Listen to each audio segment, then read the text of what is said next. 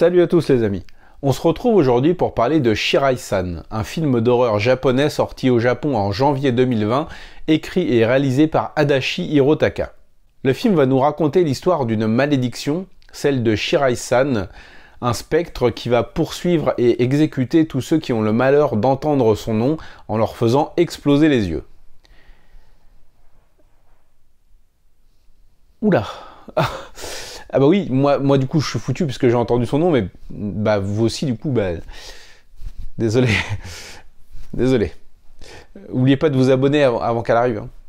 Alors le film a un parfum old school, notamment dans sa narration. Je pense qu'il aurait pu sortir en même temps que Ring, The Grudge ou Darkwater, puisqu'on va suivre une enquête avec plusieurs personnages qui vont essayer de creuser, de comprendre les morts inexplicables dont ils ont été témoins, et essayer de lever cette malédiction épouvantable.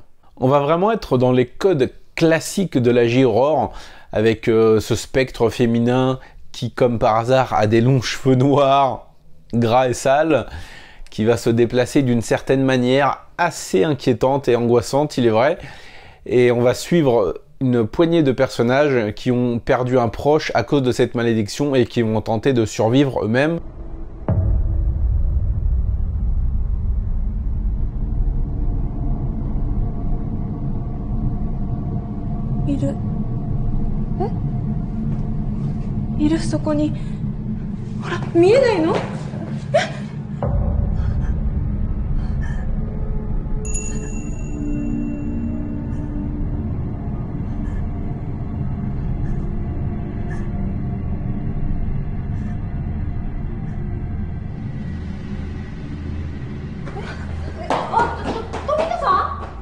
Le film a beaucoup de qualité, déjà techniquement, la réalisation est impeccable, la photographie est très belle et on a une ambiance assez bien installée.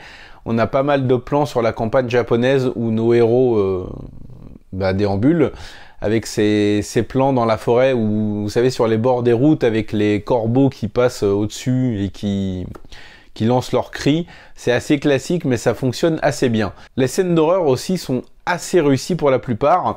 Notamment grâce à l'ambiance et la mise en place d'une atmosphère qui va vraiment aller crescendo. On va avoir plusieurs personnages confrontés à Shirai-san et qui vont la voir apparaître devant eux.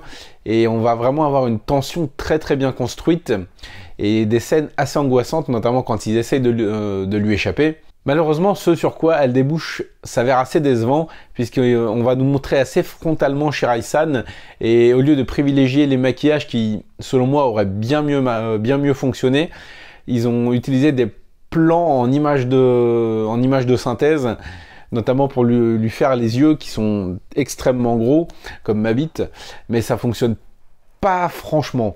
On a un côté assez irréel et ça nous sort pas mal de l'immersion qu'on aurait pu avoir lors des scènes d'horreur, puisque moi, lorsque je l'ai vraiment vu de près, je me suis dit, oula, elle est pas franchement très réussie et ça va être compliqué d'être angoissé ou d'avoir peur.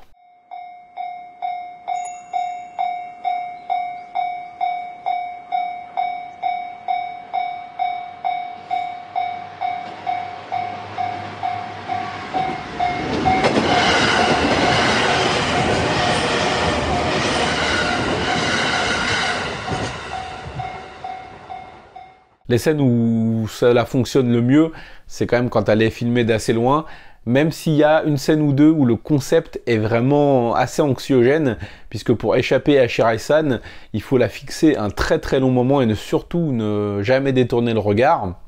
Il faut la fixer 1h30 voire 2 heures, et on va avoir quelques scènes où les héros sont confrontés à la créature et vont être obligés de rester là et de la regarder fixement pendant qu'elle-même les fixe. Ça donne lieu à quelques scènes assez angoissante et plutôt bien maîtrisée. Malheureusement, le film ne va pas pour moi réussir à se démarquer, même si certaines scènes sont efficaces, son déroulement est quand même assez prévisible. Je n'irai pas jusqu'à dire que je me suis ennuyé, mais j'ai trouvé que le film n'arrivait pas suffisamment à se démarquer et qu'il n'avait pas vraiment d'identité vraiment à lui, même s'il y a quand même quelques originalités dans sa créature et sa mythologie, que quelques scènes sont vraiment bien réussies et assez anxiogènes, que les acteurs jouent tous très très bien. Il manquait vraiment quelque chose pour moi, peut-être quelque chose d'un peu plus solide dans la construction narrative peut-être, ou dans le final par exemple, pour moi il m'a vraiment manqué quelque chose, même si j'ai bien aimé le côté fatalité inexorable de cette malédiction. Si vous avez déjà vu le film, je vous invite à me dire ce que vous en avez pensé dans les commentaires. Si je vous l'ai fait découvrir, n'hésitez pas à me faire un petit retour une fois que vous l'aurez vu. Et moi je vous dis à la prochaine. On se quitte juste à temps quand le voisin commence ses putains de travaux. Et on se retrouve très prochainement donc pour parler de cinéma asiatique parce que vous savez que ça déchire. Ciao. Ça